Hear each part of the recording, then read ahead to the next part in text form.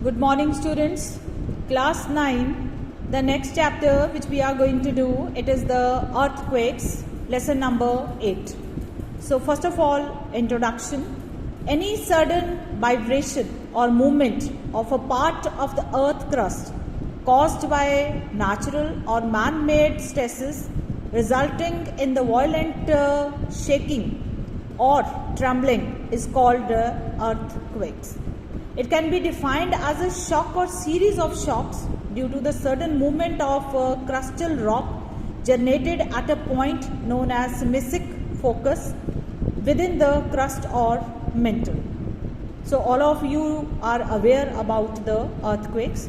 It is a shock or series of shocks, you can say, which is due to the certain movements which is taking place inside the earth's surface. The point where the shock waves reach the surface is termed as epicenter. Please underline. It is directly above the focus point. The waves generated by an earthquake are recorded by an instrument which is known as a seismograph or seismometer. You can see the diagram here. So earthquakes are one of the most, you can say that the thing you can say that which is a destructive phenomena, because the extent of damage to life and property they cause all around. Man has been unable to control this disaster and is helpless against this natural calamity. So far, man has been able to find only the causes which led to these kind of earthquakes, but we will not be able to predict before that. Clear, children? So there are a lot of examples regarding the earthquakes.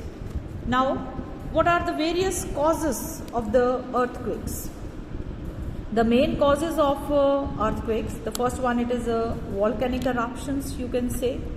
So volcanic eruption is one of the main cause of earthquakes, because volcanic earthquakes are caused by gas explosions.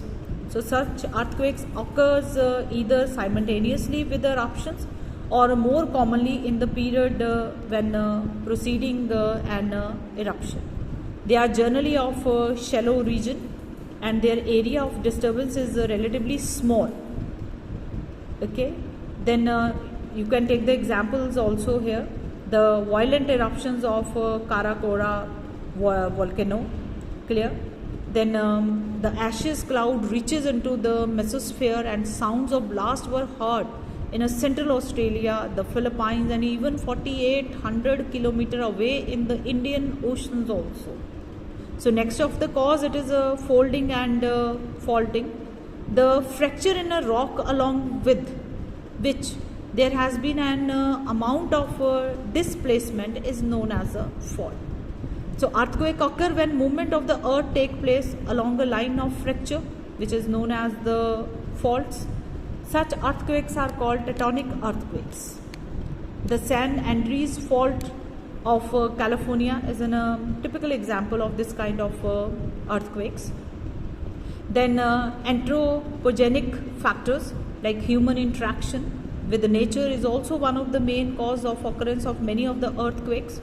The extraction of minerals, deep underground mining, blasting of rocks by dynamic for construction of the roads, dams, reservoirs, nuclear explosions, etc.